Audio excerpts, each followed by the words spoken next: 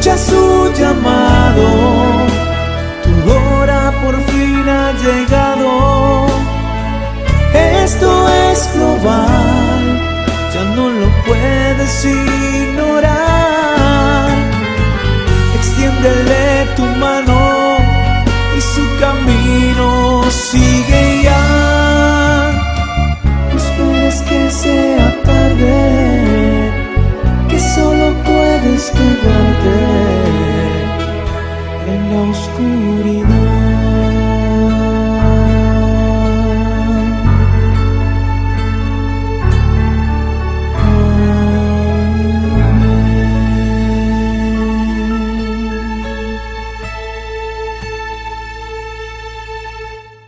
Bienvenidos hermanos, ¿cómo están? En esta ocasión tenemos un nuevo mensaje que vamos a entregar de parte del corazón de Dios para todos ustedes. El Espíritu Santo hablará a través de este video, como lo viene haciendo en las últimas entregas que hemos estado realizando. Dios se glorificará mediante uno de sus siervos. Y esa es la idea, que toda la gloria y la honra sea para nuestro Creador. Para aquellas personas que siguen los mensajes semanalmente, esto guarda relación con lo que hace unos días les entregamos. Claro que aquellas otras personas que indistintamente ven los videos saltándose las fechas y ven lo que más les llama la atención al respecto de los títulos, pues tal vez no encuentren sentido. Por eso es que intentaré hacer algo así como una especie de recapitulación, pero a la vez ampliando un poco más sobre estos temas. Miren, el Señor me dijo hace un tiempo atrás, hay un mundo espiritual que es muy real y que te voy a mostrar para que sepas con qué te vas a enfrentar. El Señor no se refirió, y yo sé que me estaba hablando de Satanás, Él no se refirió a Él como con quién te vas a enfrentar. Él se refirió como si fuera una cosa, en la categoría de objeto inanimado prácticamente. Lo llamó para que sepas con qué te vas a enfrentar, no con quién. Satanás, desde que se rebeló en contra de Dios,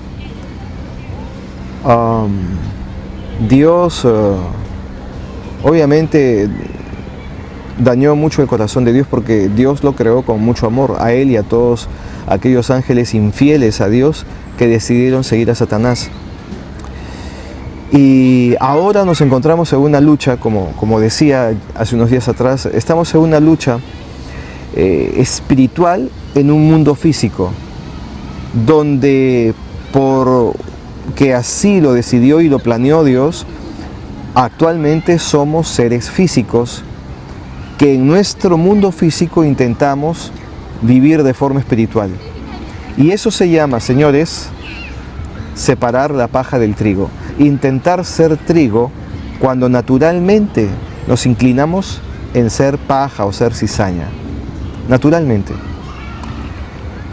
Y es una lucha difícil porque estamos enfrentándonos contra seres que no vemos. Por favor, acompáñenme a Efesios 6, capítulo 6, versículo 11. Efesios 6, capítulo 6, versículo 11. Sí. Porque no tenemos lucha contra carne ni sangre, sino contra principados, contra potestades, contra los gobernadores de las tinieblas de este siglo, contra huestes espirituales de maldad en las regiones celestes. Por tanto, tomad toda la armadura de Dios para que podáis resistir en el día malo, y habiendo acabado todo, estar firmes.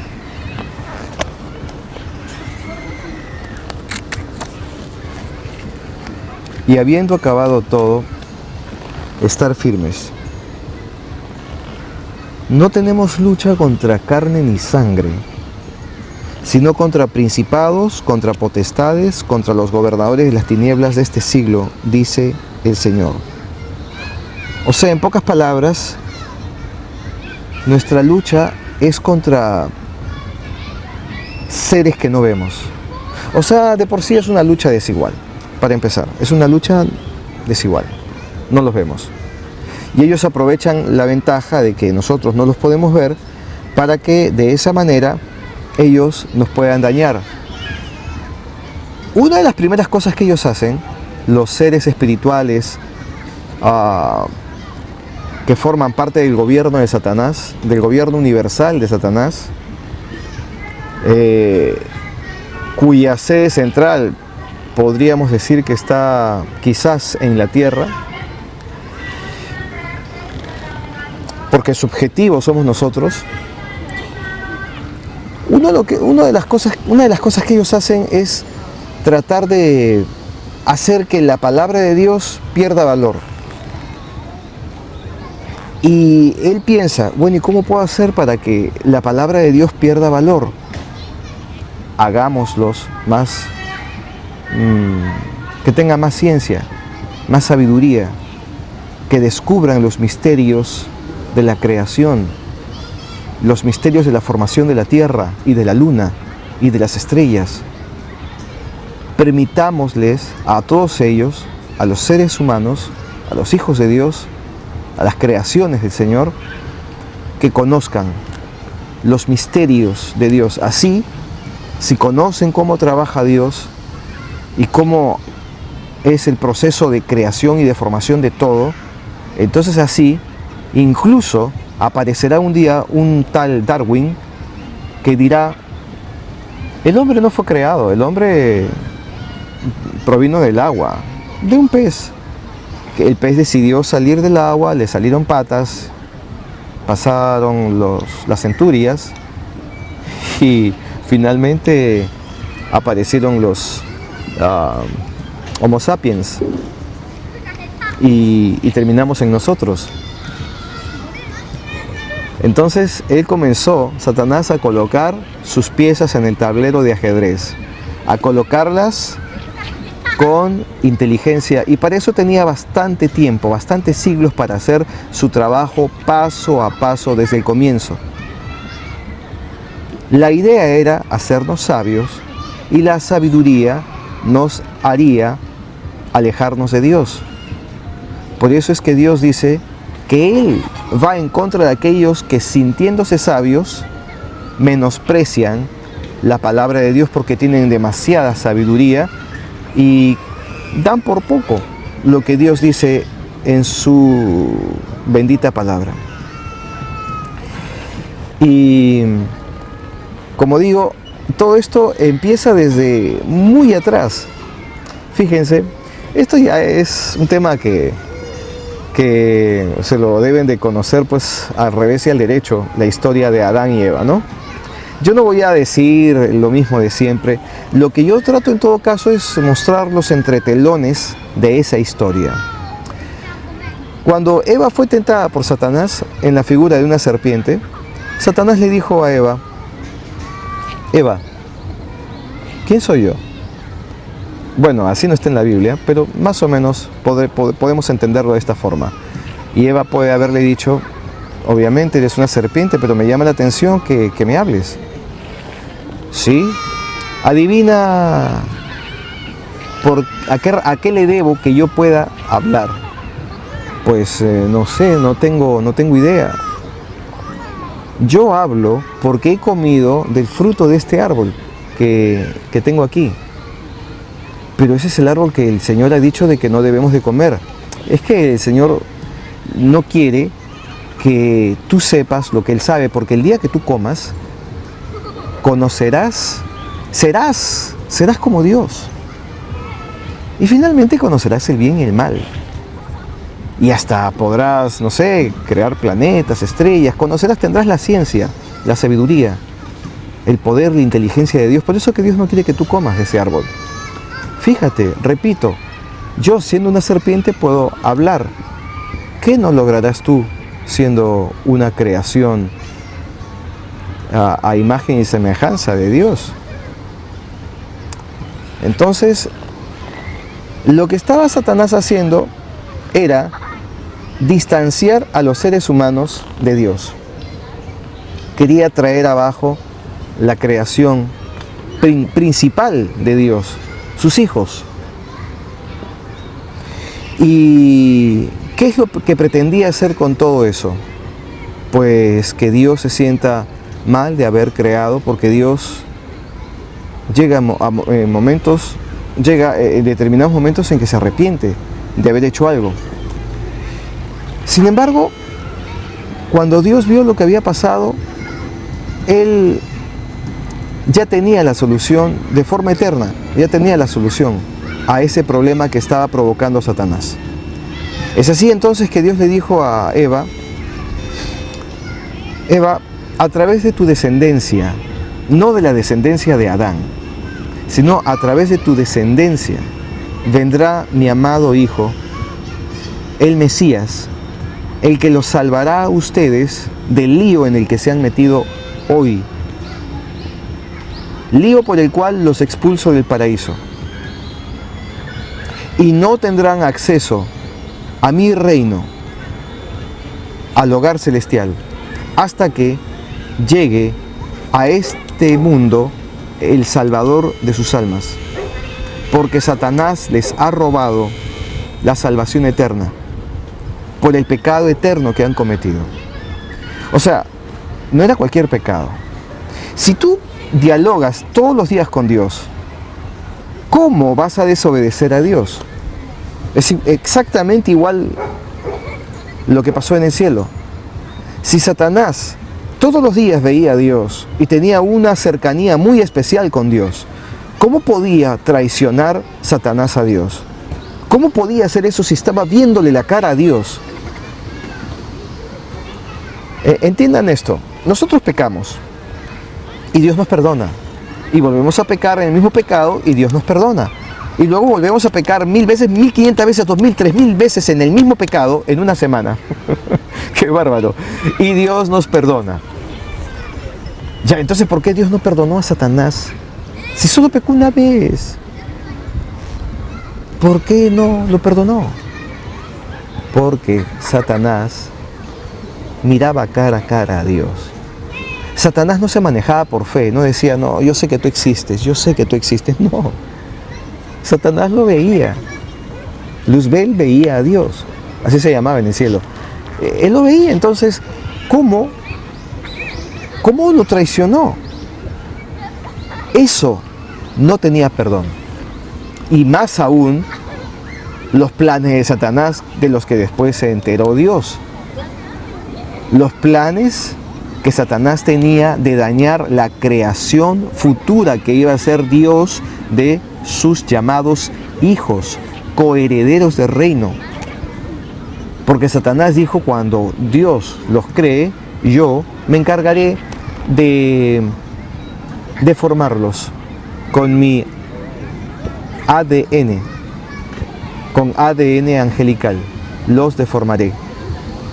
Dios, conociendo todo lo que pensaba hacer Satanás, y más aún sabiendo, o más aún en todo caso, haciendo lo que hizo Satanás frente a Dios, traicionándolo a Dios, entonces Dios no lo perdonó y lo expulsó de los cielos, o sea, del reino de los cielos. Antes de continuar con el tema de Adán y Eva, reitero, para alejarnos de toda pizca de religiosidad, entendamos que probablemente, y no lo aseguro y además no es una nueva doctrina ni nada por el estilo, pero simplemente les digo de que es muy probable que el reino de los cielos sea un planeta. Es muy probable, no, claro, no lo puedo asegurar, repito, pero es probable que sea un planeta. Entonces, entendiendo, o sea, viendo las cosas así digamos, sin religiosidades, ¿no? Imaginando que el reino de los cielos son las nubes que están en el cielo. Jesús decía, si yo les hablo a ustedes sobre las cosas de este mundo y no me creen, ¿acaso ustedes podrán comprender si yo les hablara las cosas del reino de los cielos? Sin embargo, llega el tiempo en que el Señor nos revela cosas. En esta época se lo dice a sus siervos escogidos, para que sus siervos en todo el planeta entreguen el nuevo vino a aquellos que están dispuestos a recibir el nuevo vino entendiéndose que son odres nuevos. Alejándonos de todo vestigio de religiosidad, pues podemos entender que el reino de los cielos podría ser un planeta. Y Dios los expulsa a todos los ángeles desertores, junto con Satanás, de ese planeta, de su reino. Y ellos, ya lo he dicho antes, lo reitero, ellos se van a distintos puntos del universo, a diferentes lunas y a otros planetas. Y su mira principal es la Tierra. Y aquí viene cuando Dios crea a Adán y a Eva, y con el mismo deseo satánico viene a querer dañar la obra de Dios, pero para ello primero tendría que alejar a los hijos de Dios de su Padre eterno. Y los alejó con un pecado eterno. ¿Por qué es un pecado eterno y no es un pecado como el que, por ejemplo, nosotros podríamos cometer en cualquier momento de nuestras vidas? Porque ellos, al igual que Satanás, Adán y Eva, miraban a Dios todos los días y todos los días hablaban con el Creador. Por eso es que su pecado tuvo una gran dimensión y se convirtió eso en un pecado eterno, entre otras cosas, sin entrar a detallar demasiado en el tema, porque si no nos entraríamos allí, nos quedaríamos y no saldríamos. Entendamos nada más y así simplemente que fue un pecado eterno. Y entonces, ¿cómo se puede subsanar un pecado eterno? Con una ofrenda eterna. Ahora bien, se tenía, hasta antes de la muerte de Jesús en la cruz, se tenía que hacer sacrificios de ovejas, de cabritos, de animales, cada cierto periodo de tiempo, dependiendo las culturas o los pueblos o las costumbres o lo que Dios decía, el concepto familiar, en fin. Se tenía que ofrendar cada cierto tiempo un animal sacrificado, colocarlo en un altar y luego quemarlo, para que Dios perdone los pecados cometidos por esa persona o por ese grupo familiar. Esa era la costumbre y el mandato de Dios, era el mandato de Dios. Pero eso iba a ser solo hasta cuando muriera Jesús. O sea, eso no nos permitía, al morir, ingresar al reino de los cielos. Cuando moríamos intentando vivir en santidad, a donde nos íbamos era abajo en la tierra, no al infierno. Nos íbamos abajo en la tierra, a un lugar llamado el seno de Abraham, o también se le llamaba zona de cautividad. Que no suene feo, no lo entiendan mal cuando hablamos de cautividad, ¿no? O en todo caso, digamos al seno de Abraham, a un lugar que era un paraíso, porque han existido y existen, bueno, finalmente existe un paraíso, pero en todo caso en la historia se habla de 3 paraísos. El paraíso original, el Edén, el paraíso o seno de Abraham, que estaba en el centro de la tierra, abajo, no sé si en el centro necesariamente, pero sí bajo de la tierra, y el paraíso, que es el tercer cielo del Señor. 3 paraísos mencionados en la palabra de Dios. Entonces los que morían se iban al segundo paraíso, abajo en la tierra. Los que morían intentando vivir en santidad conforme a las Escrituras, conforme a la enseñanza de Dios. Pero ese no podía ser y no iba a ser nuestro destino final. El destino final, el diseño original de Dios era de que estén sus hijos en su reino, en el tercer cielo, en el paraíso eterno, no en la tierra. Pero por el pecado cometido no tenían acceso. Por más que mataran a todos los animalitos de la tierra y los pusieran en ofrenda a la vez, no tenían acceso al reino de los cielos. Entonces, la solución ya la tenía Dios. La única forma de poder perdonar un pecado eterno era a través de un sacrificio eterno. Y sería, en este caso, un sacrificio, no sé si vale la expresión, de un Dios. Solo si un Dios se sacrificaba, podía ser perdonado ese pecado eterno cometido por Adán y por Eva.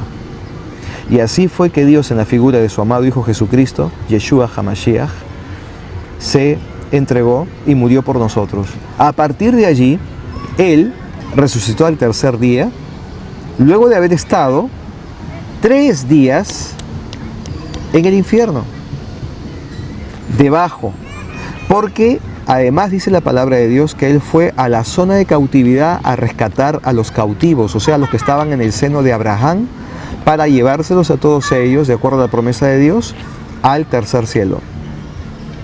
Y así fue, y se los llevó. Por eso la zona de cautividad o seno de Abraham, de abajo en la tierra, está vacío. Ya no hay más. Y ahora todos los que mueren a partir de la muerte de Jesús en la cruz, ya no se van a la zona de cautividad, se van, según la palabra de Dios, más allá de otras corrientes que opinan distinto, se van directamente al reino de los cielos, cuando mueren. Y ahora me adelanto un poco en la historia y en Apocalipsis se habla de los muertos en Cristo. Claro, los que mueren se van al cielo, pero los que mueren viviendo en santidad. O en todo caso los que se arrepintieron en el último momento de su vida de todos sus pecados, se van al cielo. Y acá también hay un tema sobre que es digamos, algo que hasta cierto punto se convierte en controversial, porque muchos opinan de que nosotros no pasaremos por tribulación o por la gran tribulación y esas cosas. Miren, yo lo he dicho antes y lo reitero ahora. Yo quisiera irme antes de que incluso empiece la Tercera Guerra Mundial, antes que caiga el primer juicio de Dios a la tierra. Yo quisiera irme junto con aquellos que están pagando el precio, con mi familia. Yo quisiera irme. O sea, no es que yo me quiero quedar como mártir, ¿no? Porque yo soy un héroe o algo así. Yo quiero irme. O sea, yo no entiendo por qué pueden algunos decir de que probablemente yo no crea en aquello, ¿no? Por supuesto que sí, yo creo en el rapto, en el arrebatamiento, creo en eso y lo espero fervientemente. Pero hay otros hermanos que piensan que vamos a irnos antes de que ocurran los juicios de Dios. Y no sé, o sea, les cuento algo personal. Cuando postulé a la universidad en el año, cuando tenía 17 años, fue la primera vez que postulé. Me preparé más o menos durante 3 meses y todos los días, durante 3 meses antes del examen, estudiaba 6 horas. 2 horas en la mañana, 2 en la tarde y 2 en la noche y luego me iba a visitar a mi novia. Y me preparé, leí todos los libros de mi colegio y a pesar de que me sentía bastante, digamos, reiterando, bastante preparado, fui a dar mi examen y sentí que había contestado bastante bien las preguntas, pero la verdad no me confiaba. O sea, no porque dude de mí, simplemente no me confiaba, porque no sé, es algo así como que vivir confiado o confiarse mucho de las cosas puede llevarte a sufrir decepciones y en algunos casos grandes decepciones que te pueden traer abajo. Entonces yo no quiero ser decepcionado. Y estoy hablando de mi examen en la universidad. Ojo, no se confundan. Acá va la comparación después. Y di mi examen y 2 o 3 días después salió en el periódico la lista de los alumnos que habían ingresado y allí leí mi nombre. Sin embargo, durante esos 3 días viví casi en angustia. Mi madre me decía, ¿y qué crees? ¿Habrás ingresado? No lo sé. Lo único que sé es que yo me preparé.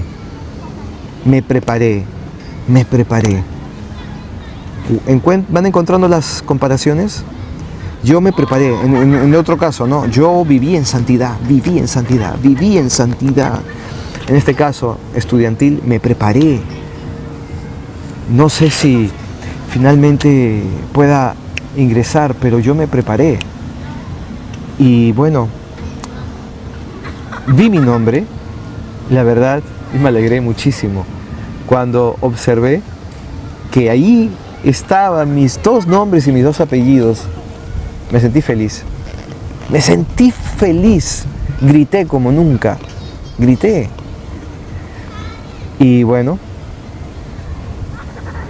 ¿no es acaso mejor, digo yo, no es acaso mejor prepararse? Hermanos, escuchen, yo no quiero generar una nueva corriente, no es una nueva doctrina, como lo vengo diciendo desde el comienzo. No quiero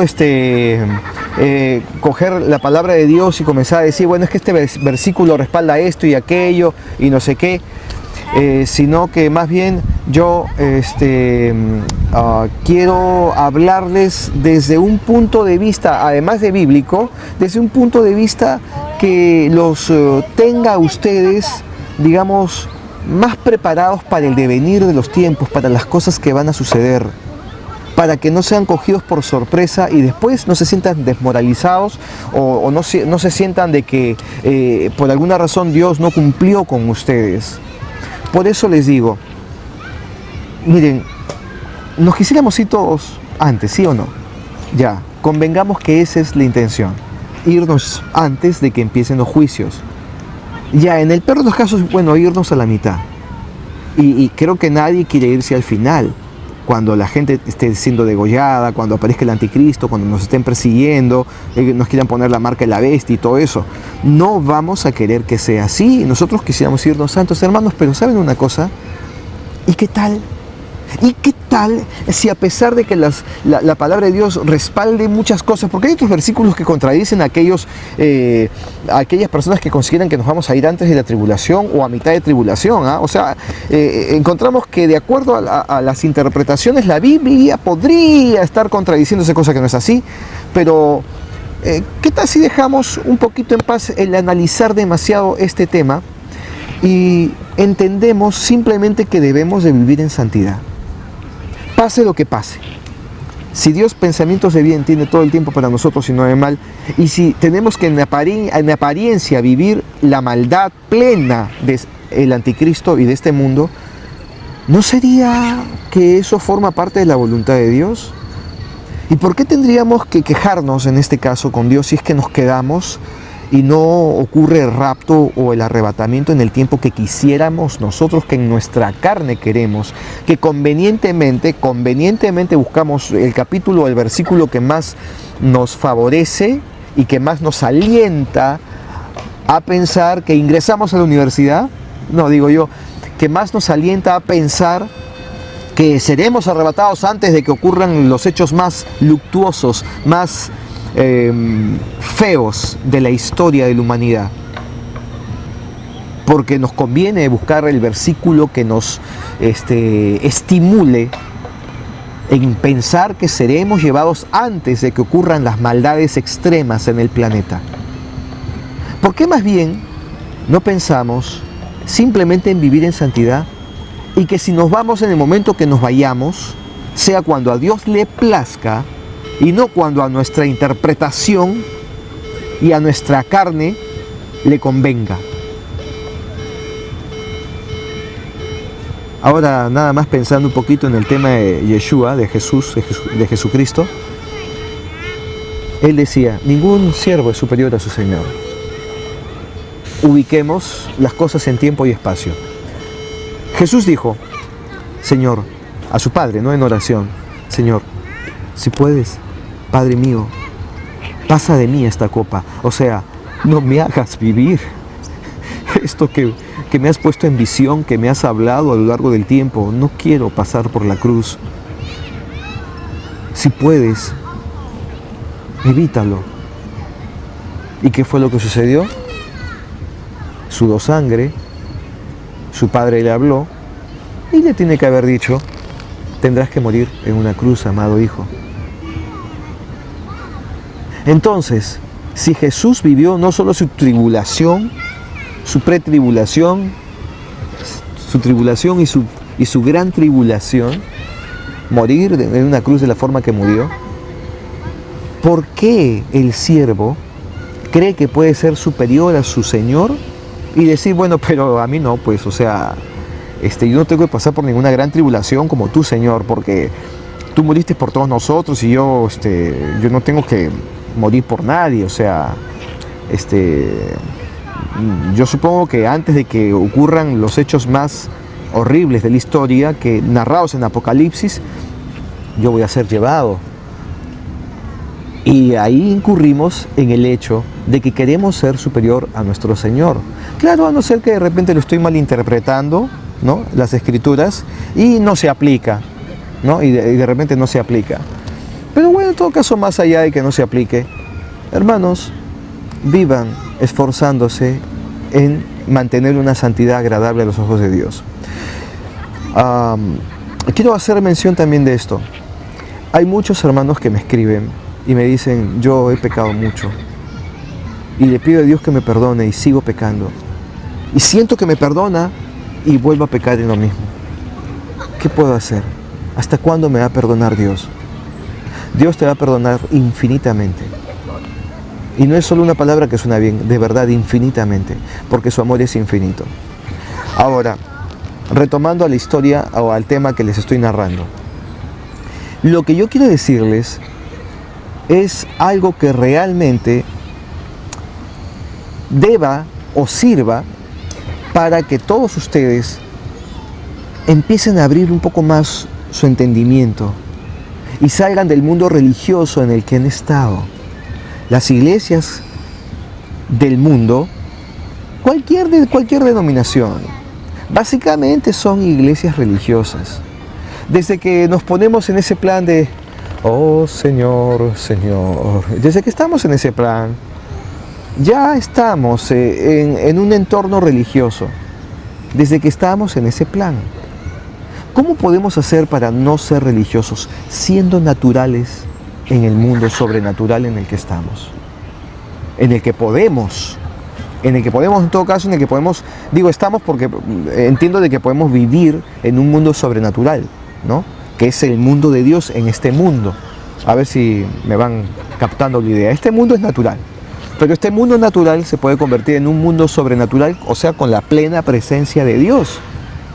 Y si ocurre con la plena presencia de Dios, entonces el mundo en el que estás se comienza a convertir en un mundo sobrenatural.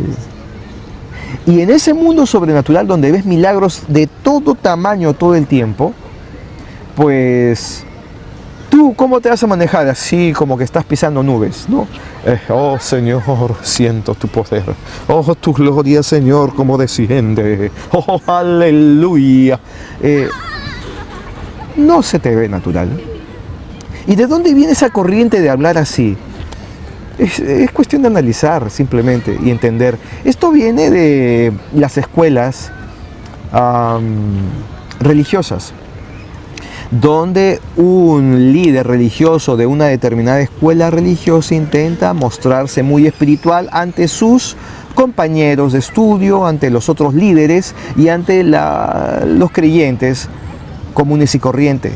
Entonces ellos quieren proyectar una imagen de espiritualidad, de super espiritualidad, y por eso incluso hasta cambian el sonido de la voz, ¿no? Y le hacen un daño a la gente, ¿eh?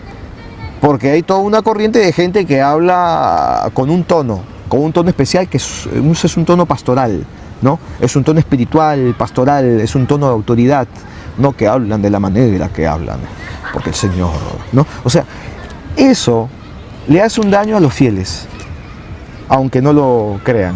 ¿Por qué? Porque nos invita, esa forma de hablar, nos invita a pensar que el mundo de Dios es un mundo así como, ¿no?, como las películas en blanco y negro, donde salen hablando los actores de estas películas cristianas que en Semana Santa, de acuerdo a las costumbres de la religión organizada, se proyectan en la televisión de los países. Entonces vemos cómo actúan los personajes de esas historias en blanco y negro o de película de los 70s y 80s y sus voces son como, ¿no?, acarameladamente espirituales. Son voces que queremos copiar porque suenan muy, muy cristianas esas voces, y nos hacemos un daño porque dejamos de ser naturales como deberíamos ser y ser cristianos. que no se nos note incluso ser cristianos, pero ser cristianos.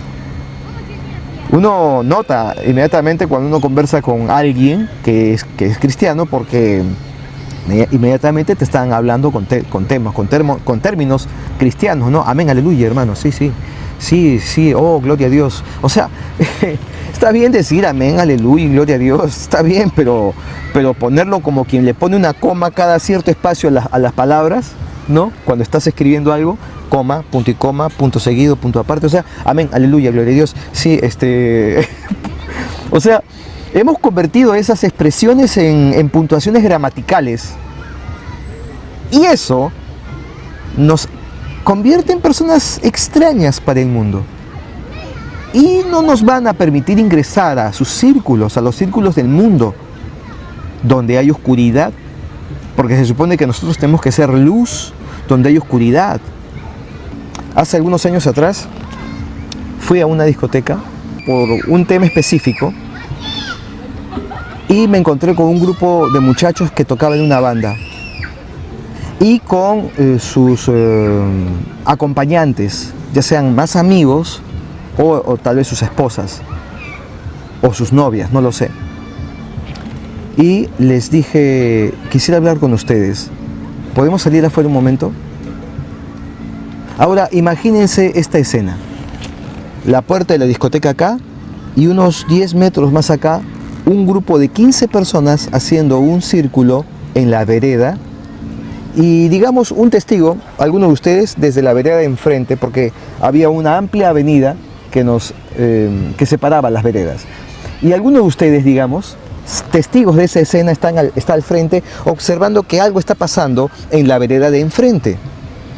Y sin saber qué está sucediendo, solo observan de que hay 15 personas haciendo un círculo y algo está pasando. Y luego esas 15 personas aganchan sus cabezas.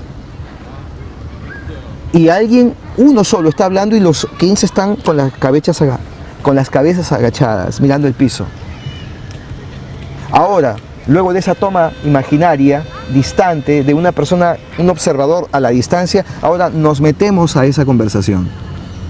¿Qué estaba pasando en ese lugar? Les estaba hablando del Señor, les estaba diciendo que empiecen un camino en dirección hacia Cristo y dejen de hacer lo que a Dios no le agrada.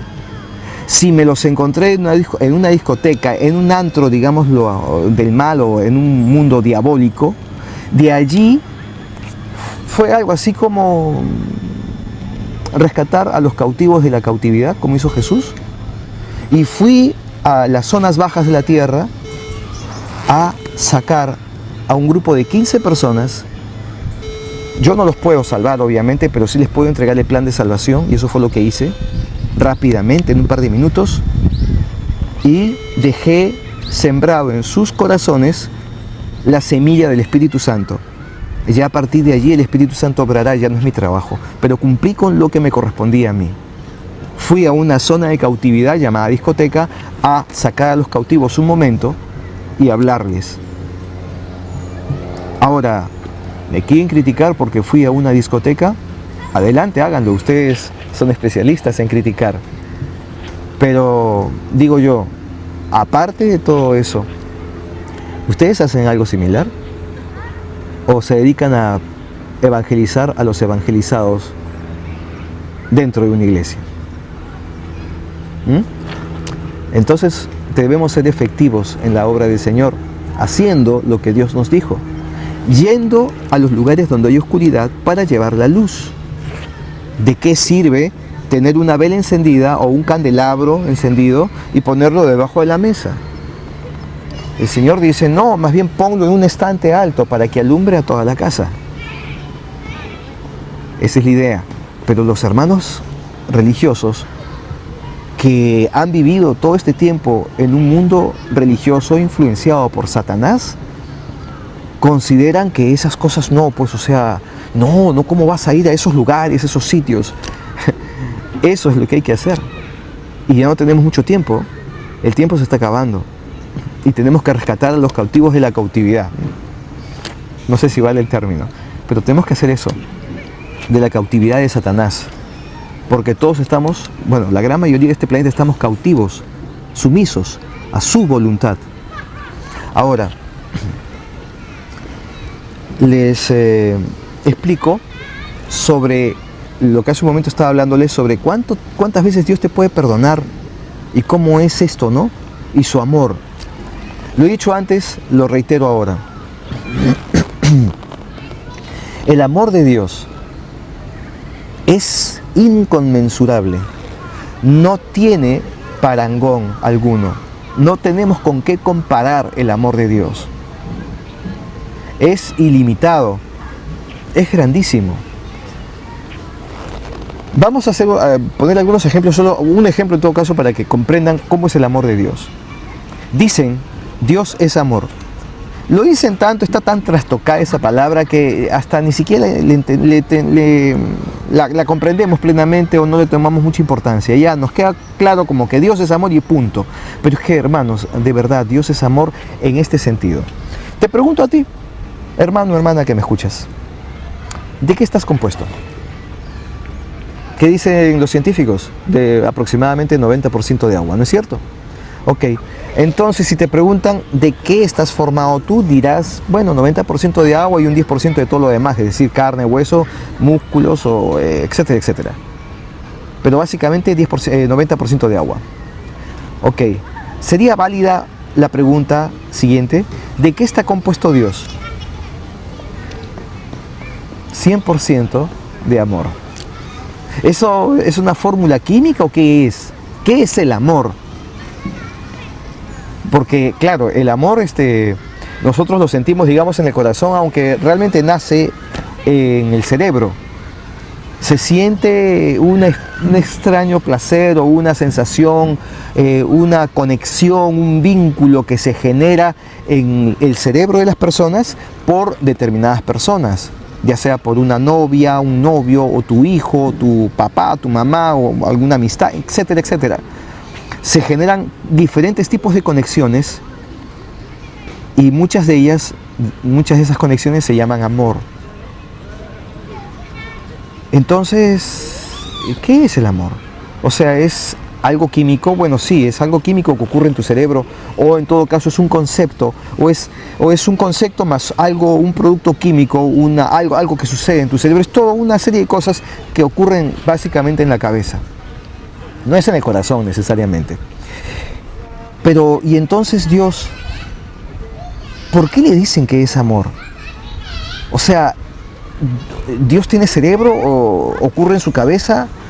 ¿Qué es? ¿Cómo es todo esto? Entonces, Dios está compuesto de amor. Todo su ser es amor. Ahora, ¿cuál es el tamaño de Dios? ¿Es un gigante de algunos kilómetros de estatura? ¿De qué tamaño es Dios? Hermanos, Dios es más grande que el infinito universo. Los astrofísicos dicen que el universo es infinito y que siendo infinito se sigue haciendo cada vez más grande. Las galaxias una de otras se están separando constantemente, se están alejando las galaxias. El universo se está expandiendo, sigue creciendo y ya es infinito, pero sigue creciendo hacia el infinito. Y Dios es más grande que el universo. Dios ocupa todo el universo. Dios, Padre, ocupa todo el universo. Es más, Dios se viste, entendámoslo de esta manera, se pone por vestidura la belleza misma del universo. Se viste con las galaxias, con las estrellas, con los soles. Esa es su vestimenta. El universo infinito es la vestimenta de Dios. Entonces, ¿de qué tamaño es el portador de esa vestimenta? O sea, si no entendemos el concepto de infinito, menos de eternidad, entonces, ¿de qué tamaño es Dios? No hay un concepto en el español y en ningún idioma del planeta que pueda definir el tamaño de Dios.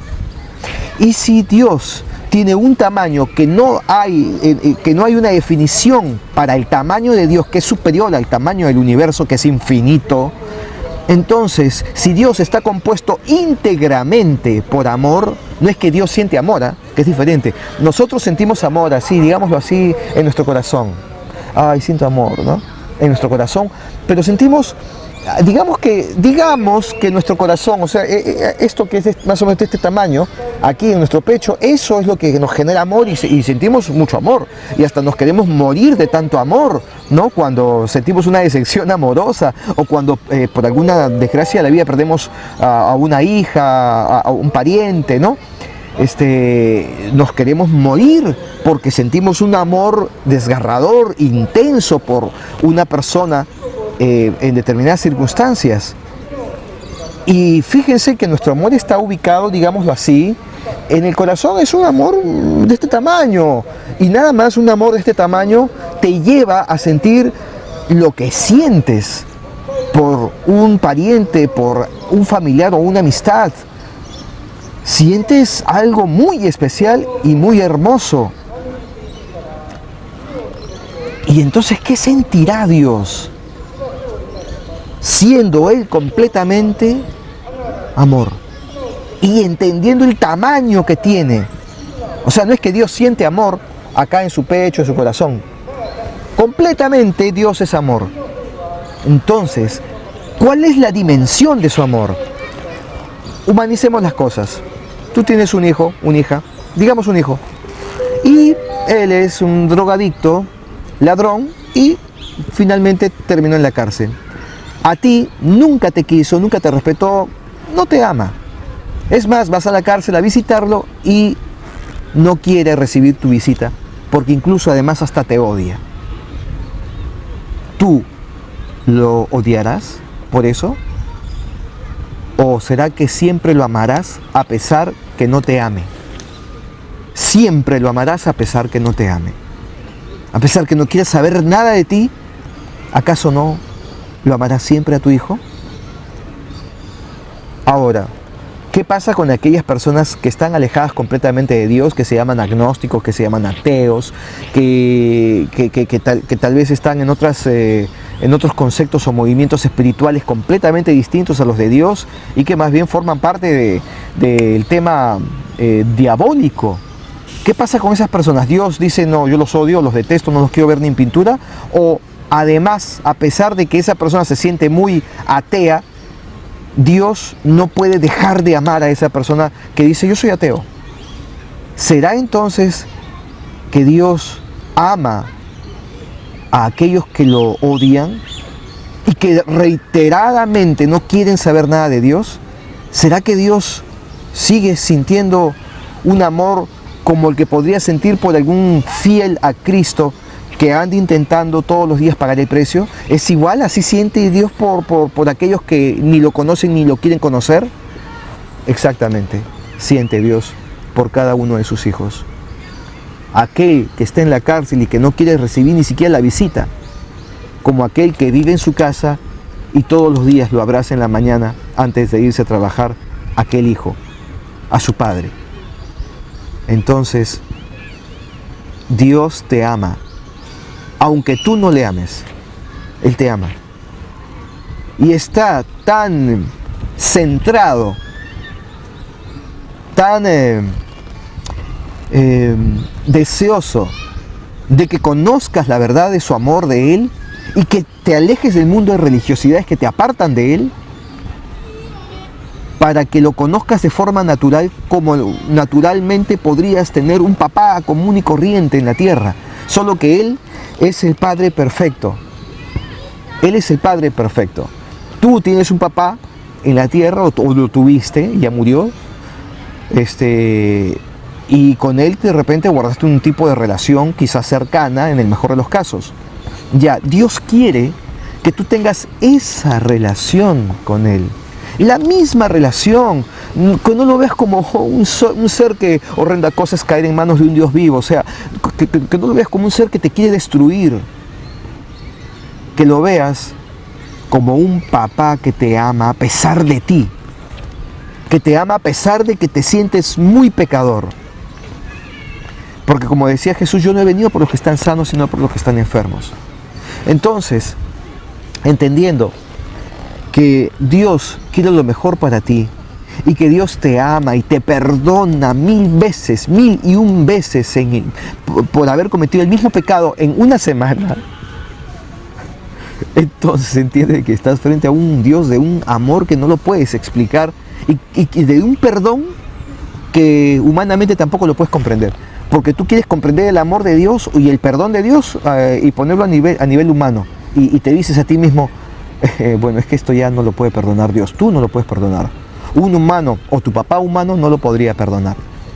Pero Dios sí te perdona. Porque no es humano, pues. Por eso te perdona. Porque te ama, tanto te ama, que toda la inmensidad del universo, si todas las estrellas del universo, y todos los soles, y todas las galaxias, fueran en su composición amor, sería de este tamaño. Todo ese amor en comparación al gran amor que tiene Dios por ti. No hay nada que se parezca al amor de Dios. No hay nada que se parezca al amor de Dios en todo el universo. Y queremos humanizar a Dios y tratar de entender cómo puede ser el amor de Dios y cómo puede ser su perdón. No lo podemos comprender. Dios dice, no me comprendan, así como hay una distancia inimaginable entre el cielo y la tierra y no la pueden medir. Bueno, lo decían para los antiguos, ahora con nuestra ciencia y todo podemos hacer mediciones a escalas, ¿no?, superiores que antes. Pero así como no puedes comprender o no puedes entender o medir la distancia exacta que hay entre la tierra y el cielo, así tampoco puedes comprenderme a mí. Ni nada de lo de mí, ni nada de lo mío puedes comprender. No trates de comprenderme, dice Dios. No trates de comprenderme.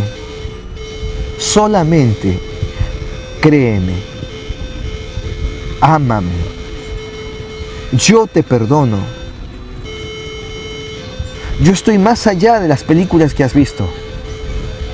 Porque ningún productor de cine, por más cristiano que haya sido,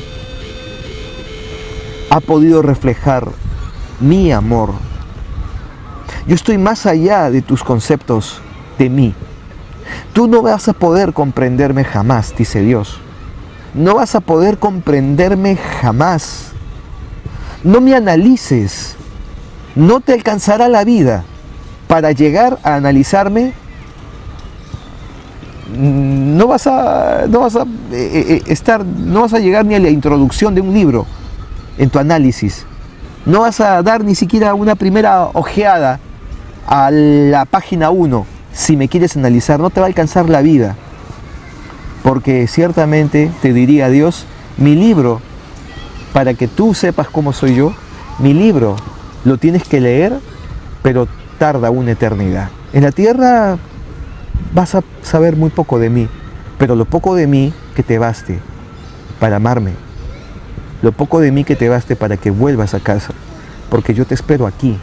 La tierra no es tu hogar, es tu escuela, donde te tomaré el examen, donde se decidirá tu destino, donde tú te definirás como cizaña o como trigo.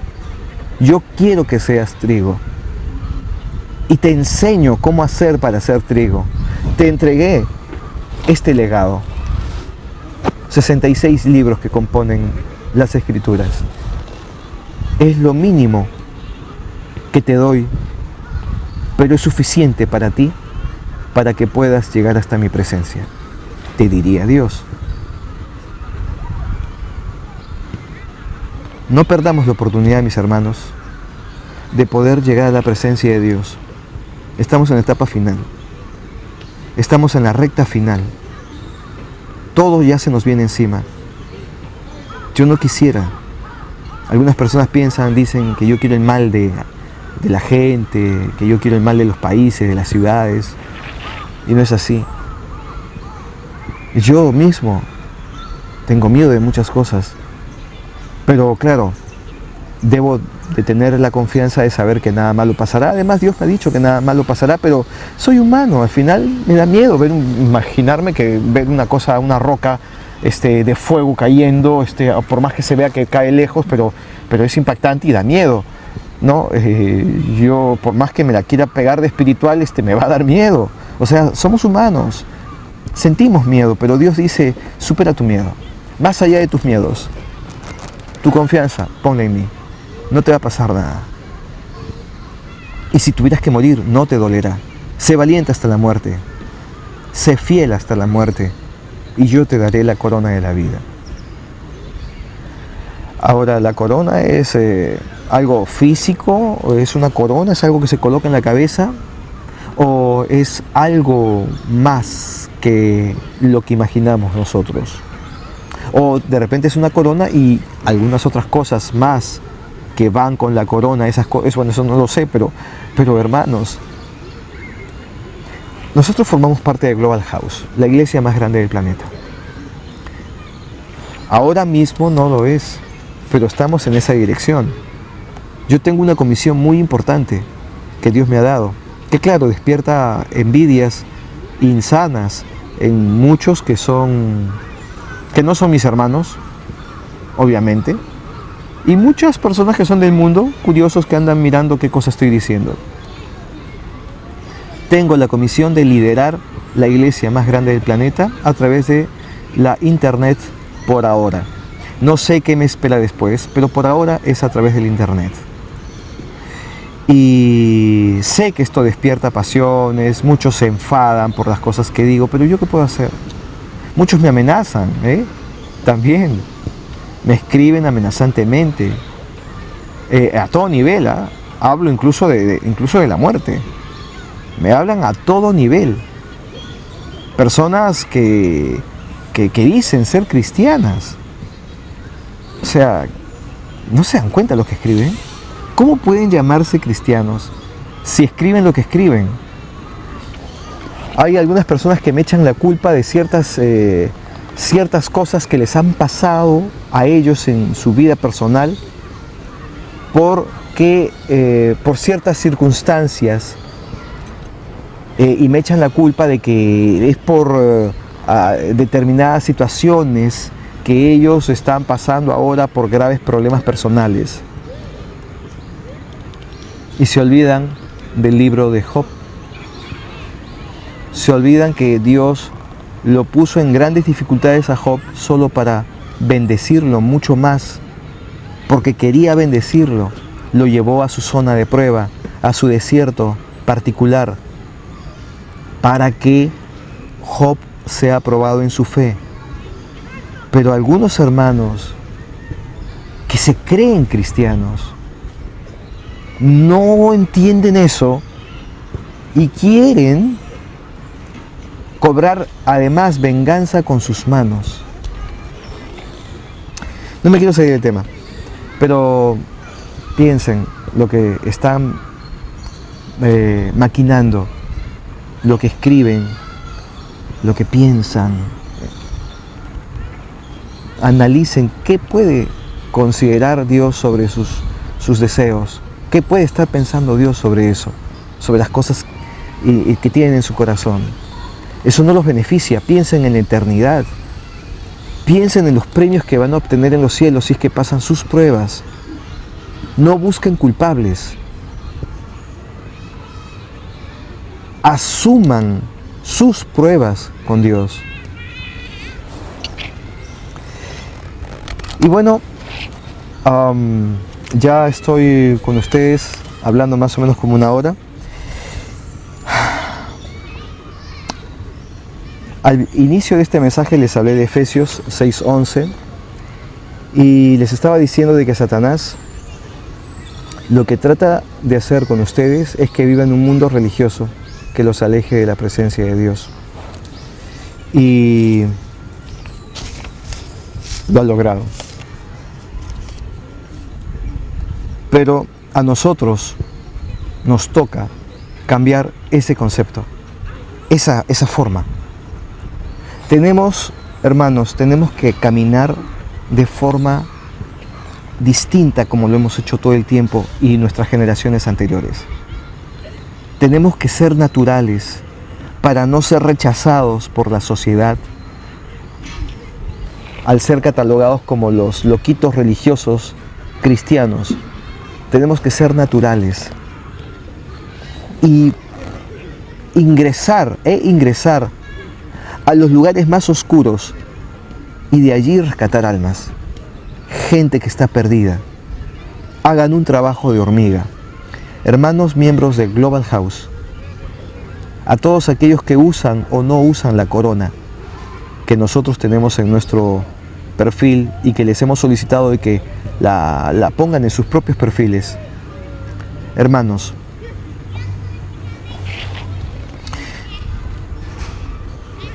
produzcamos un cambio. No esperemos que baje Jesús para cambiar. Cambiemos antes de que baje. Porque si Él baja y nosotros no hemos cambiado, lamentablemente no nos va a gustar mucho. Tenemos que llegar al reino de los cielos. Nuestra meta es llegar a su reino. El reino de los cielos existe, es muy real y tenemos que llegar allí. De allí vinimos, allí tenemos que regresar. No nos podemos perder en nuestro camino de regreso a casa. No podemos perdernos. Pero Satanás va a intentar que nosotros nos perdamos, ocultándose cobardemente como lo hace desde el mundo espiritual, porque no tenemos lucha, como decía, contra carne ni sangre, sino contra entidades de maldad espirituales, para resumirlo de esa forma. No los vemos, esa es su ventaja y su cobardía. Por eso, cuando nos hacen un daño, lo hacen a través de una persona. Usan a un hermano tuyo o a alguien que no conoce a Cristo, usan a cualquier persona cercana a ti o con cierta relación que tenga contigo en algún área de la vida para hacerte daño, para traerte abajo, para que te regreses al mundo. Satanás te ha perdido. Él tiene la esperanza de que vuelvas, pero te ha perdido. Tú que estás viendo estos videos, Satanás te ha perdido, pero quiere regresarte. ¿Y qué va a hacer para regresarte? Lo que hacen los fieles hermanos tibios. Entonces el concepto es medio contraproducente, ¿no? O sea, ¿qué? Comienzan a escribir criticando. Dicen sus barbaridades y sus amenazas además. Así hace Satanás, exactamente. Dice Satanás, no escuches a este embaucador, no escuches a este hombre, dice mentiras, no es siervo de Dios, es siervo mío. Entonces, las personas escuchan, claro que no escuchan la voz, pero les entra el concepto en la cabeza. No sé, pero yo ya no quiero escucharlo más a este hombre porque lo que dijo no se cumplió, cosas así. Ahora, yo estoy pensando bastante en el tema. Yo digo, ¿por qué no se cumplió? Si todo el tiempo le di la gloria a Dios, ¿por qué no se cumplió? Qué raro. ¿Y por qué otras cosas que el Señor me ha dicho sí se han cumplido, pero esto no se cumplió? ¿Por qué? Y luego comienzo poco a poco a caer en ciertas conclusiones.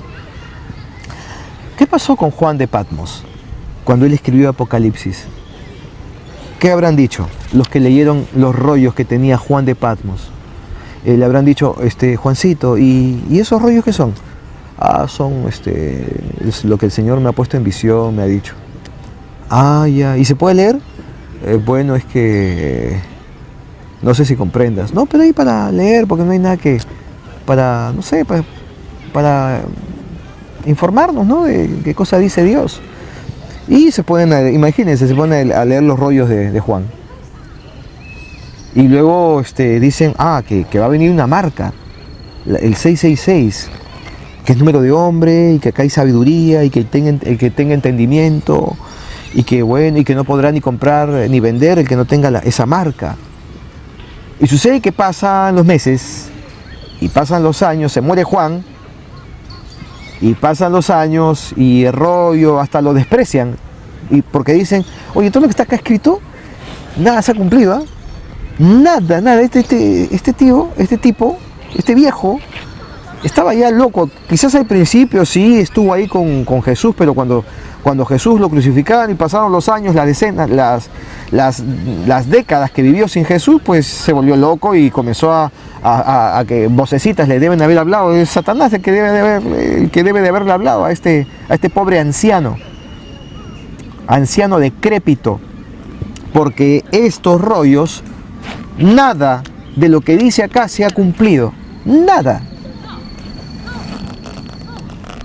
Pero ahora nosotros decimos, wow, ¿cómo se cumple lo que dijo Juan? ¿Cuál fue el propósito de Dios? Obviamente, lo que Dios estaba diciendo no era para que se cumpla en la época de Juan, ni en las siguientes centurias, sino para que se cumpliera miles de años después, 2000 años. No era para la época de Juan, era para esta época. Ahora, ¿y qué relación guarda con el tema de algunas cosas que dije y no se cumplieron? La verdad, no estoy seguro, porque lo que yo dije, de acuerdo a lo que Dios me dijo, es para esta época, no es para una época futura, porque no hay mucho futuro, que digamos. Entonces, son las 5:30 de la tarde y siempre suena la campanita a esa hora. 4:30 de la tarde me corrige mi asistente. Y entonces, ¿qué fue lo que pasó? O sea, ¿cuál fue el propósito de Dios? Porque en la época de Juan al final de sus días no lo consideraron el gran apóstol ni nada. Sin embargo, ahora sí lo consideran el gran apóstol. Yo no estoy buscando tampoco que me consideren el gran siervo del Señor, el gran mensajero, ni nada. Pero quiero entender qué sucedió. Se han puesto a pensar, hermanos, se han puesto a pensar que Dios lo hizo adrede. No es que haya mentido, como dicen algunos hermanos de escasa, ¿cómo sería la expresión? De escaso entendimiento. De verdad, escaso entendimiento, y escaso hasta me suena como que es demasiado entendimiento. O sea, de verdad, con prácticamente nulo entendimiento dicen, Dios mintió entonces. Entonces que le mintió a Juan también. Y si Dios dijo, quiero hacer que mi siervo diga algo que no se va a cumplir en los días que él dirá que sucederá, porque quiero ver la reacción de cada uno de aquellos que dicen amarme y no me aman, de aquellos hijos hipócritas que tengo. Quiero que todos ellos se definan solos como la cizaña que siempre han sido. Claro que Dios quiere que todos sean trigo, ¿no? Pero hay mucha cizaña y eso se nota.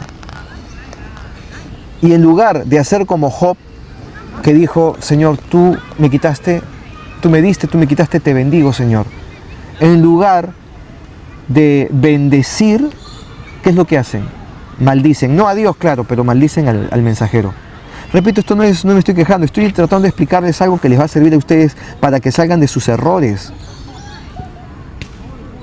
de las incluso religiosidades que los tienen a ustedes adormecidos. Si Dios los estaba probando de esa forma, y a mí también, porque Dios todo el tiempo nos anda probando, todo el tiempo, y si superamos una prueba, nos sube a un siguiente nivel, donde habrán otras pruebas. ¿No han pensado eso? Como ustedes habrán notado, a pesar de que yo hago mención a algunas cosas que me critican, las críticas no hacen mella en mí, o sea, no me disminuyen ni nada, ni nada por el estilo. Me mantengo firme, porque yo no observo las críticas, yo observo el galardón. O sea, hay dos cosas para ver, ¿no? Crítica, galardón. ¿Qué miro? Yo miro galardón. Crítica es el pago, es el precio que hay que pagar. Sí, el precio, no es el pago, es el precio que hay que pagar para obtener el galardón. Hermanos, para aquellos que intentan hacer algo en favor de la obra de Dios, si no te critican, entonces algo malo estás haciendo. El día que te critiquen es porque estás trascendiendo, estás haciendo algo que saca de su lugar de comodidad a los que viven en religiosidades, porque a los religiosos no les gusta que los saquen de su sillón, de su mullido sofá. No les gusta. Ellos quieren seguir en paz. No aceptan que nadie les venga a quitar la paz. Yo he venido a traer espada, como decía Jesús. Yo no he venido a traer paz. Yo he venido a traer espada. Esa es mi misión. Entregar el mensaje. Un mensaje que despierta a mis hermanos. Para poner punto final, mis queridos hermanos, quiero decirles que estoy recibiendo invitaciones además para ir a otros lugares del planeta, ya sea incluso para Europa me están invitando. Todavía no podemos definir nada porque además necesitamos manejar el tema económico, pasajes, transportes y esas cosas. En ese sentido también les reitero, mis queridos hermanos, de a todos aquellos que se sientan que forman parte de Global House, de la iglesia global del Dios de Israel, de la iglesia más grande del mundo, pues les pido que nos apoyen con las finanzas necesarias para poder llevar a cabo la entrega del mensaje de Dios a los lugares a donde nos inviten, que en los momentos en que vayan produciéndose las confirmaciones yo lo compartiré con ustedes. Gracias por aquellas personas que están haciéndonos llegar esas ofrendas de amor. Les reitero que por favor yo no quiero que nadie se sacrifique y entregue lo poquito que tiene. Yo sé que en la palabra del Señor se habla de la mujer que teniendo poco dio todo lo que tenía, yo lo sé, pero yo quiero pedirle el apoyo económico a aquellos hermanos que están en una situación económica más holgada. Si tú tienes esa posibilidad, hazlo. Dios te va a bendecir de la manera que Él desee bendecirte. No necesariamente con dinero, Eso que les quede bien claro. Dios no es un buen negocio. Dios te bendecirá de alguna forma en el área que Dios le plazca bendecirte. Tú pídele a Dios que te bendiga en alguna área y Dios verá si te bendice en esa área. Pero es necesaria que la obra de Dios se difunda y esta es una de sus obras. Si consideran o piensan por ahí de que Dios sí, pues Dios te va a sostener económicamente, pues ¿por qué andas solicitando? Algunos dicen, ¿por qué andas solicitando que te apoyen económicamente? No hago nada distinto, no hago absolutamente nada distinto ni nada antibíblico que no se haga en una iglesia común y corriente. No estoy haciendo nada diferente. Y esto es para entregar un mensaje como que sirve para despertar a aquellos que están dormidos y que sirve que me permita a mí trasladarme físicamente hasta los países donde me están invitando. Ya como repito, les iré confirmando en el transcurso del tiempo los lugares a donde nos vamos a terminar coordinando para hacer una visita a esos lugares. Les agradezco a todos los que están apoyando y allí tienen pues la solicitud puesta en sus corazones para que de acuerdo a como Dios les ponga a ustedes, pues ustedes apoyen de la manera que cada uno pueda. Muchas gracias. Y entonces para finalizar quiero contarles una historia. Se trata de un muchachito que estaba viendo un avión que pasaba en el cielo y lo veía así pequeñito y dice: papá, ese avión que está allí es así, ¿no? Es muy chiquito. Y su papá le dice: no, hijo, ese avión es muy grande, solo que tú lo estás viendo de muy lejos. Te voy a llevar a un sitio para que veas su tamaño verdadero. y lo lleva al aeropuerto. Ingresan al aeropuerto y el niño observa en uno de los ventanales del aeropuerto un avión estacionado, siendo preparado para el abordaje. Tremendo avión, gigante, y el niño se queda mirando el avión. Dice, wow, papá, qué grande es este avión. Eso es lo que pasa cuando miramos a Dios a lo lejos, es decir, sin conocerlo. Los que casi no saben de Él. Eso es lo que pasa cuando te acercas a Dios. Y cuando te acercas, comprendes que Él tiene un tamaño descomunal, como lo que les decía al principio. Comprendes que su tamaño realmente es muy grande y que si pensaste que era así chiquitito como el avión que está lejos ahí en el cielo, es porque no lo conocías, porque no lo tenías cerca. Ahora que te acercaste a Dios, comprendiste que es muy grande. Cuanto más cerca estés de Él, pues mayor Él será en tu vida.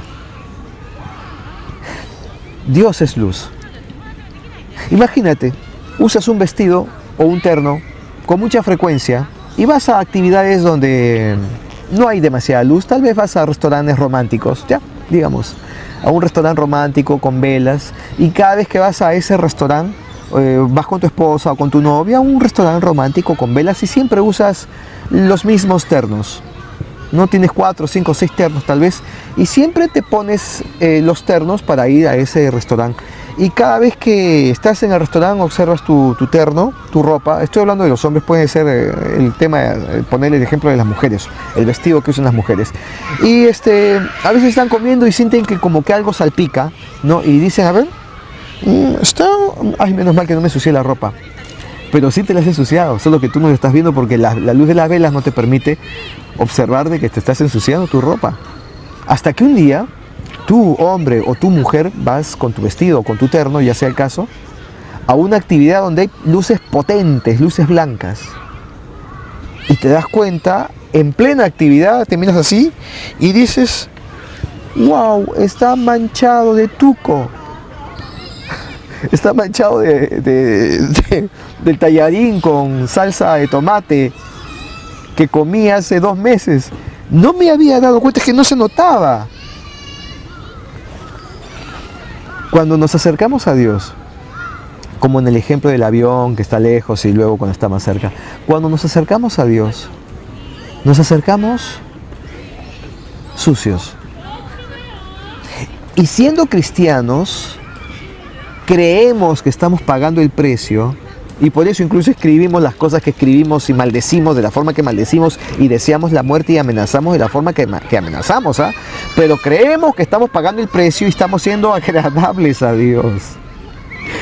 Y llega un punto en que queremos avanzar de alguna manera y nos vamos acercando realmente a Dios, pero mientras más nos acercamos a Dios, recién allí comprendemos que no estábamos tan limpios como creíamos, porque Dios es luz y su luz te permite observar mejor tu ropa y te das cuenta que tu ropa no estaba tan limpia como creías. Mientras estás lejos de Dios vives en la oscuridad y te crees, y es probable que creas que estás cerca, pero si tú no ves tu suciedad, entonces realmente estás lejos.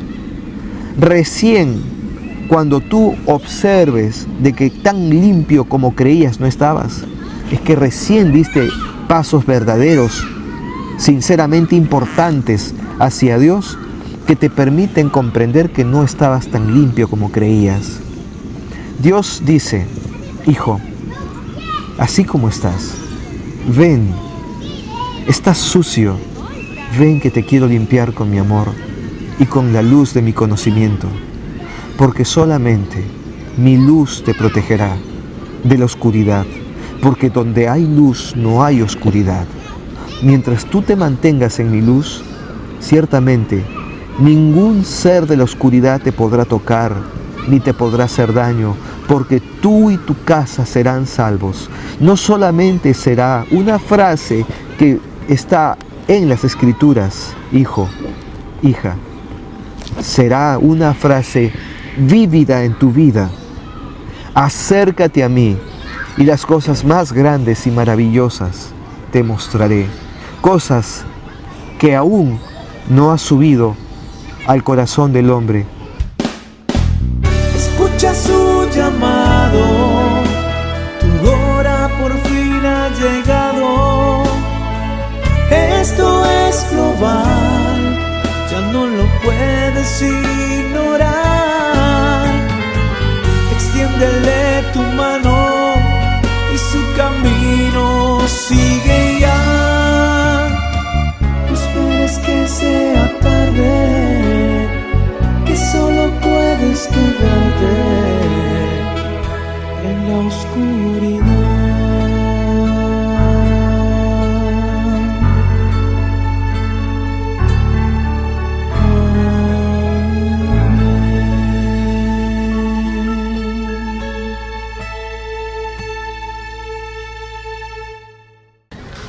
Bueno, quiero compartirles algo. Esto es algo que va fuera del tema de la prédica, ya acabamos. Saben, durante la enseñanza, durante el mensaje, hubo un momento en el que comenzó, bueno, mi hijo me dijo de que iba a empezar a llover entre 3 y 5 de la tarde. Entonces vinimos, bueno, como a las, ¿qué hora? ¿A qué hora vinimos acá? 3 y 10. Ok, vinimos 3 y 10, más o menos 3 y media empezamos a grabar, pero sobre las 4 de la tarde comenzaron a caer chispitas, ¿no? Por decirlo así, unas gotitas finitas de lluvia y dije, bueno, en cualquier momento empieza. Además el cielo está blanquecino, no se ve el cielo azul, todo está blanco, lleno de nubes tupidas, es a punto de que empiece a llover y en plena enseñanza, o en pleno mensaje, yo hice un pequeño corte en el mensaje y dije lo siguiente, esto es bastante bíblico, me acordé un poco de la Biblia y dije lo que ustedes van a ver. Aquí no llueve hasta que yo lo mande. No lloverá hasta que yo lo mande en el nombre de Yeshua HaMashiach. Se cierran las nubes en este momento. Retomo. Lo cortamos, ¿eh? Luego de haber dicho eso, todavía siguieron cayendo unas gotitas más y luego se detuvo. Entonces, al finalizar el mensaje, mi hijo, bueno, yo le digo a mi hijo, Richie, ¿te das cuenta que dejó de llover? Y luego mi hijo me dijo, sí, papá, fíjate, él cogió su celular y me lo mostró. Fíjate, papá, aquí estaban las nubes, acá hay una línea de nubes blancas que estaban avanzando, yo estaba chequeando. Y papá, nosotros nos encontramos en este punto y las nubes estaban a punto de llegar, ¿no?, hasta el punto donde estamos nosotros. Esas nubes, esa línea blanca, de acuerdo a su celular, que él tiene, digamos, una visión del clima en su celular, esa línea de nubes blancas estaba avanzando hasta el punto donde estábamos nosotros, de acuerdo al mapa que él tiene en su celular. Pero me dijo, papá, cuando tú dijiste eso, las nubes que se estaban moviendo lentamente, desde la visión que él tenía en su celular, las nubes que se estaban moviendo lentamente se detuvieron y no se movieron más. Y se quedaron detenidas acá y no llegaron al punto, porque si hubieran llegado acá, la lluvia hubiera comenzado a caer, pero no cayó y se quedó acá. Hasta que has terminado el mensaje se han quedado detenidas las nubes allí. Y luego me mostró, Richie, a ver, muéstrame el celular para hablar sobre los hechos. Ven para acá, ven, que te vean. A ver, miren, este es el celular. A ver, lo voy a mostrar acá. A ver, Richie, explica, por favor. Bueno, la zona actual es aquí. Acá, ahí estamos. Sí. Ok. ¿Y las nubes cuáles son? Las nubes serían bueno, las cosas blancas. ¿Se puede hacer más grande? No se puede. Ok, esa línea blanca. Esa línea blanca. Ahí está, señálala, por favor. Esto es cuando está graduando. Pero acércate más. ¿Cuál es la línea blanca? Esa línea. Línea blanca. Ya, esa línea blanca, ¿qué pasó con esa línea blanca? Cuando está graduando, ¿no? O sea, se detuvo. Sí, se detuvo. ¿Y dónde estamos nosotros? Estamos acá. Ok, o sea que estábamos bien cerca de esa línea. Sí. ¿Y se estaba moviendo? Se iba a mover y después de ahí se detuvo a esta línea y no avanzó. O sea, te reitero, se estaba moviendo. Sí. ¿Y se detuvo? Sí. ¿Y en qué momento se detuvo? ¿Tú te fijaste? declaraste que no iba a llover. Ese es Dios lo que hace. Ok, entonces, pues acá tienen a mi hijo, que él es experto en estas cosas. Y esto forma parte, bueno, en todo caso no forma parte del mensaje, pero este es un hecho anecdótico que además no deja de ser bíblico, porque esto ya pasaba antes. ¿Se acuerdan de Josué que solicitó a Dios que se detenga la rotación de la tierra para poder ganar el combate en el que estaba? Pues bueno, Dios hace como le place, y yo sé que muchos no van a creer. A mí también se me hace difícil de creer, pero hay un hecho cierto: se detuvo la llovizna que estaba empezando, se detuvo, y a pesar que tenemos, como repito, el cielo aquí completamente blanco y se nota que está a punto de llover. Bueno, gloria a Dios. Es el poder de Dios. Él es el que está con aquellos que le place. Nosotros no somos nadie, no nos merecemos nada. Dios hace lo que le place y elige a los que le place.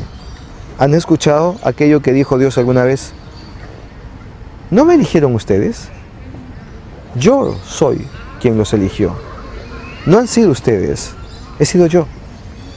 Entonces, Dios elige al que le place para glorificarse de la forma que le place. Nosotros dos somos solamente un ejemplo, porque Dios lo usa a mi hijo de otras formas que no son motivo de mención necesariamente ahora. Tal vez en un futuro tú lo dirás, porque después de mí Dios lo levantará a él. Eso es algo que también me ha dicho el Señor. Toma, Richie. Y bueno, despídete en japonés, porque a la gente le gusta que hables en japonés, ¿eh? どうもいかがでしたでしょうか。本当興味あればこれで嬉しいです。嬉しい限りです。 ¿Qué te pareció esta experiencia en japonés? Ven para acá. 私たちの経験はどうでしたか。いかがでしたでしょうか。 No, pero digo, te pregunto a ti, ¿qué te pareció esta experiencia? そうですね。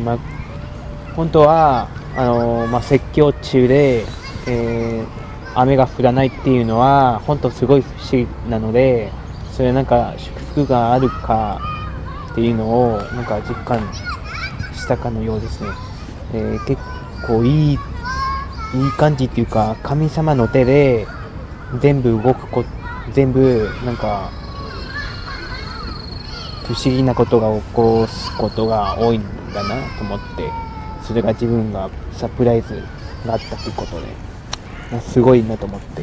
Dice que él sabía de que iba a llover, y sin embargo Dios detuvo la lluvia porque así le plació, y es algo que lo ha dejado muy impactado a mi hijo.